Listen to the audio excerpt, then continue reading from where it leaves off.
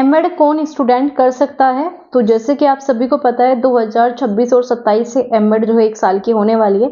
इसके ऊपर मैंने आपको अलग से एक वीडियो प्रोवाइड कर रखी है, लेकिन आप सभी के काफ़ी डाउट आ रहे थे कि मैम ये बता दीजिए कि एमएड में एडमिशन ले कौन सकता है, क्योंकि इतने सारे आपके मैसेज कमेंट आ रहे हैं कि जिसका मैं सभी को रिप्लाई करना जो है पॉसिबल नहीं है। तो इसी वजह से मैं आपके लिए वीडियो लेके आई हूँ और यहाँ पर ऐसी आपको ऑथेंटिक इन्फॉर्मेशन दी जाती है, सटीक जानकारी दी जाती है, जो कि आपके सिलेक्शन के लिए बहुत ही ज़्यादा लाभदायक है। तो आप में से कोई नया हो तो इस चैनल को सब्सक्राइब कर लेना, बेल आइकन को रखना, ताकि ऐसी इंफॉर्मेटिव वीडियो जो है आपके लिए स्किप ना हो। तो चलिए स्टार्ट करते हैं। तो अगर हम बात करें एमएड जो है आपकी मास्टर डिग्री है, किसमें? एजुकेशन सब्जेक्ट में। आधे बच्चों को यही नहीं पता कि एमएड होता क्या है। तो जो आपका एजुकेशन सब्जेक्ट होता है उसमें ये आपकी मास्टर डिग्री है, लेकिन ये आपका प्रोफेशनल कोर्सेज है, ये नॉर्मल डिग्री नहीं है, ये आपकी प्रोफेशनल डिग्री है। तो अगर हम बात करें एमएड तो आपके एजुकेशन में हो गई एक तरीके की पीजी, लेकिन इसे कर कौन सकता है? आपके डाउट आता है कि मैम मैंने तो जो है एमए किया है, मैं कर सकता हूँ या फिर नहीं। तो चलिए समझते हैं। अगर आपने एमए किया है तो इसका कोई भी रोल नहीं है। अगर आप एमएड करना चाहते हो तो आपको किसी भी पीजी की आवश्यकता नहीं है। आपके पास सिर्फ एक डिग्री होनी चाहिए, वो है आपकी बीएड। ठीक है, आपको अगर मैम बीएड तो नहीं है, तो अगर आपके पास बीटीसी है, आप बीटीसी वाले भी एमएड कर सकते हैं, जिसे आप डीएलएड के नाम से बोलते हो। ठीक है, अगर आपका डीएलएड है तो भी आप यहाँ पर जो है एमएड कर सकते हो किसी भी यूनिवर्सिटी से। तो अगर हम बात करें एमएड वो बच्चा कर सकता है जिसने कोई भी टीचिंग डिग्री या फिर डिप्लोमा किया हो, लाइक बीटीसी, बीएड, डीएलएड या फिर आपका बीएलएड। इस प्रकार के जो भी कोर्सेज है अगर वो किए है तो कर सकते हो। इसमें किसी भी प्रकार का एमए, आपका एमएससी, बीए की नीड होती नहीं है। अब आप बिना बीए के तो आप बीएड करोगे नहीं, तो आपकी अलग बात होगी, लेकिन इसमें इसकी आवश्यकता नहीं होती। अगर आपको एमएड करना है तो बीएड होना चाहिए, बीटीसी हो, डीएलएड हो, तो आप यहाँ पर अप्लाई कर सकते हो।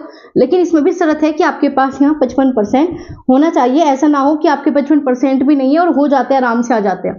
ठीक है, 50-55% का यहाँ पर क्राइटेरिया रहता है, अदर यूनिवर्सिटी में अलग तरीके से। तो अगर हम बात करें तो एमएड का एग्जाम कौन दे सकता है? जिसने भी बीएड किया हो, बीटीसी किया हो, डीएलएड किया हो, वो दे सकता है। अब डाउट बचता है मैम हमारा तो फर्स्ट सेमेस्टर है, हमारा तो सेकंड सेमेस्टर है, क्या हम अप्लाई कर सकते हैं? तो जिन भी बच्चों का लास्ट ईयर होना चाहिए। ठीक है, लास्ट ईयर क्यों? क्योंकि जब आपका एक डिग्री खत्म होती है तो ही आप दूसरे में इनरोलमेंट कर सकते हो। क्यों? क्योंकि एमएड जो है ना आपका रेगुलर कोर्स है।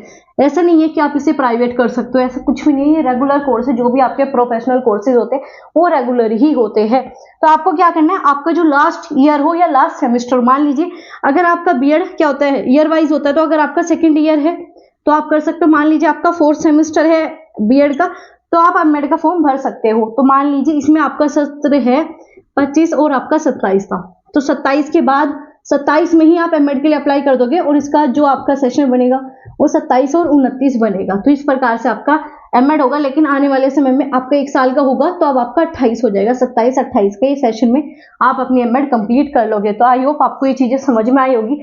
एमएड जो है आपकी एक मास्टर डिग्री है, जैसे कि आप एमए करते हो, एमएससी करते हो, लेकिन ये आपका एजुकेशन के फील्ड में हो जाता है और बीएड, बीटीसी, डीएलएड करने के बाद ही आप एमएड कर सकते हो। अब आपका ये डाउट क्लियर हो गया होगा। लेकिन अगर आपको लगता है कि मैम मेरा एमएड से रिलेटेड ये डाउट है, तो आप कमेंट करके बता देना। सभी डाउट का यहाँ पर रिप्लाई दिया जाता है, तो जो भी डाउट है कमेंट करना, रिप्लाई जरूर मिलेगा। तो चलिए मिलेंगे आपसे ऐसी अदर इंफॉर्मेटिव वीडियोस में। तब तक अपना ध्यान रखो और ऐसे इंफॉर्मेटिव वीडियोस के लिए चैनल को सब्सक्राइब कर देना और उन दोस्तों के साथ भेज देना जो भी एमएड करना चाहते हैं या फिर सोच रहे हैं आगे टीचर बनने की या फिर प्रोफेसर बनने की, तो उनके साथ शेयर करना बिल्कुल मत भूलना।